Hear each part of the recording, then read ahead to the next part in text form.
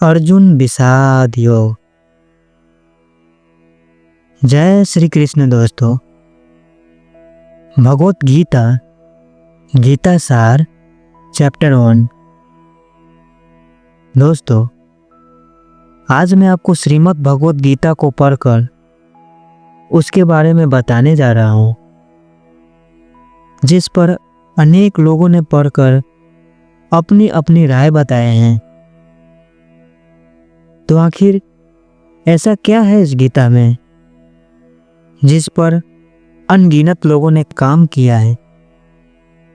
क्या खास बात है इस गीता में जो समय समय पर और भी आवश्यक हो रहा है? दोस्तों, अगर साधारण भाषा में कहा जाए तो अगर कुछ खास है इस गीता में तो वह है स्वयं भगवान श्री कृष्ण और उनकी बताई गई गीता का ज्ञान।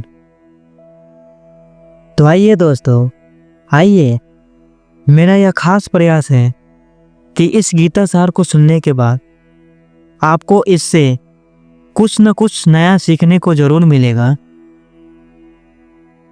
तो आइए, इस श्रीमद् भगवत गीता का पहला अध्याय यानी अर्जुन विषाद योग को आसान शब्दों में और अपने भाषा में सुनते हैं, ताकि हमें भी गीता का ज्ञान प्राप्त हो। दोस्तों, आगे बढ़ने से पहले कुछ बातें हैं जो मैं आपसे कहना चाहता हूँ, और वो यह है कि मैं अपने तरफ से पूरी कोशिश कर रहा हूँ ताकि आपको आसान से आसान शब्दों में समझा पाऊँ, और अगर कहीं पर मुझसे गलती हो जाए तो मैं सभी लोगों से पहले ही माफ़ी चाहूँगा। तो आइए, मैं आपको ले चलता हूँ इस गीता सार के सभी अध्यायों के सफर पर। तो सबसे पहले गीता की शुरुआत धृतराष्ट्र के प्रश्नों से होता है। संजय धृतराष्ट्र से पूछते हैं, हे संजय, मुझे बताओ, धर्म भूमि कुरुक्षेत्र में मेरे पुत्रों और पांडु पुत्रों ने युद्ध करने की इच्छा से एक जगह होने के बाद क्या किया?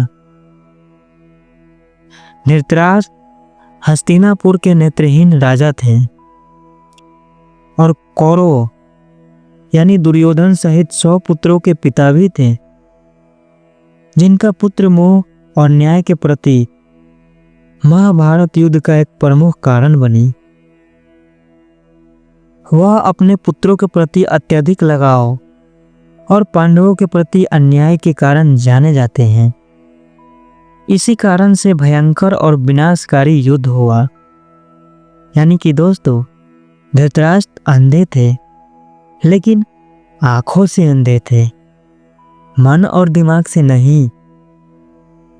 उनको सब पता था कि पांडवों के साथ गलत हो रहा है, लेकिन वो कहते हैं ना, जब किसी के लिए प्यार और मोह लिमिट से ज़्यादा बढ़ जाता है तब उसके द्वारा गलत काम भी सही लगने लगता है। हम लोग भी दोस्तों, हम और आप भी गलत काम करते हैं तो हम भी समझ रहे होते हैं कि यह काम गलत है। ऐसा नहीं है कि हम लोगों को पता नहीं होता है, सब पता होता है। सब जानकर भी अनजान बनने की कोशिश करते हैं, क्योंकि बाद में बहाने जो बनाने हैं। दोस्तों, धृतराष्ट्र के साथ भी ऐसा ही हुआ।